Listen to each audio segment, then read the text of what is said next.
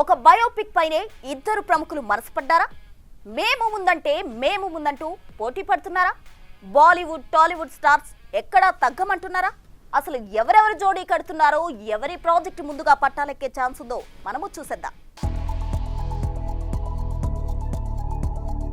అమీర్ జక్కన్నెల మధ్య క్లాష్ కాస్త గట్టిగానే జరిగేలా కనిపిస్తోంది. అది కూడా ఒకటి కాదు, ఏకంగా 2 సినిమాల విషయంలో.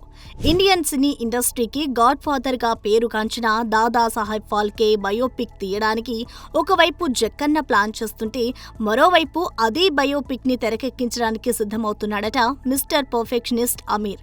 ఊహించని విధంగా ఇలా ఒకే కథతో టాలీవుడ్, బాలీవుడ్ లో 2 సినిమాలు సిల్వర్ స్క్రీన్ పైకి రాబోతున్నాయన్న వార్తలు ప్రస్తుతం సోషల్ మీడియాలో హైలైట్ అవుతున్నాయి. రాజమౌళి ప్రెజెంట్ చేస్తున్న ఈ సినిమాకి నితిన్ కక్కర్ డైరెక్షన్ చేస్తుండగా, రాజమౌళి తనేడు కార్తికేయ మరియు వరుణ్ గుప్తా జాయింట్ గా ఈ ప్రాజెక్ట్ ని టేకప్ చేస్తున్నట్టు తెలుస్తోంది.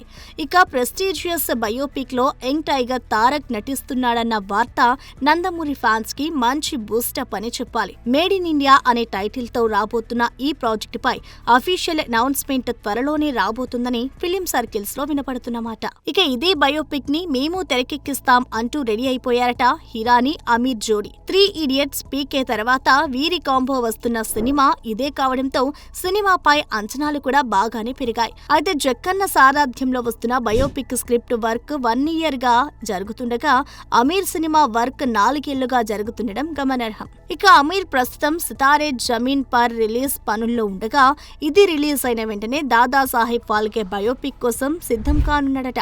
పైగా ఈ సినిమా ఈ ఏడాది అక్టోబర్లోనే షూటింగ్ స్టార్ట్ అవుతుండడం విశేషం.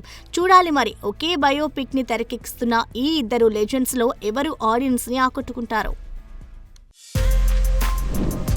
For more videos like this, subscribe Big TV channel.